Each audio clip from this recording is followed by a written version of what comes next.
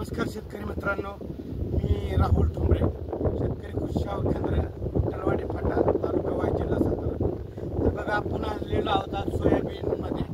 तर या सोयाबीनमध्ये जी तणनाशकं आहेत 72 तासाच्या आत आपल्याला सुरुवातीला एक्सोमी मॅक्सिमम जे आहे ते 100 मिली वापरायचं आहे एका एकरसाठी. त्याचबरोबर गोल जे आहे गोल ते आपण 200 मिली वापरू शकतो 20 मिली पंपाला. तर हे पेरणीनंतर 72 तासाच्या आत आपल्याला तणनाशके मारायचे असतात. मात्र 21 दिवसानंतर बघा, आता हे सोयाबीन आपलं 21 दिवसाचं झालेलं आहे. तर 21 दिवसानंतर आदामा कंपनीचं तुम्ही शक्यतो वापरू शकता 800 मिली प्रति एकर. त्याचबरोबर बघा, फ्युजीप्लेक्स हे जे आहे हे 400 मिली प्रति एकर वापरायचं आहे. हे सिंजेंटा कंपनीचं ब्रँडेड आहे. तर याच्यातलं जो फुमिसामेन 11.1% हे लांबपणाचं जे तुमचे गवतं असतात, म्हणजे साधारणतः बघा हे अशा प्रकारची जे लांब पानाची गवत काँग्रेस वगैरे असतात, तर हे फुमिसामेनमुळे मरतात.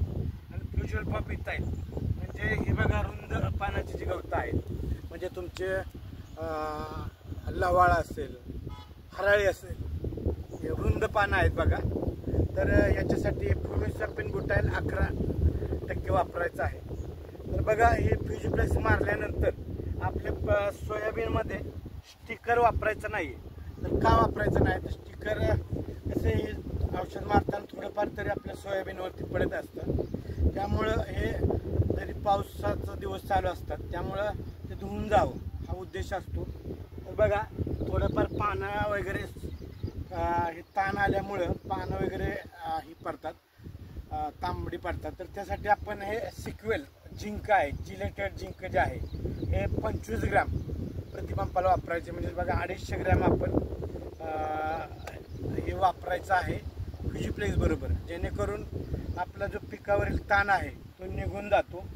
तर त्याचबरोबर बघा, ॲमोरा जे आहे, ॲमोरा क्रिस्टल कंपनीचं हे सुद्धा आपण साधारणतः 60 मिली प्रतिपंपाला वापरू शकतो.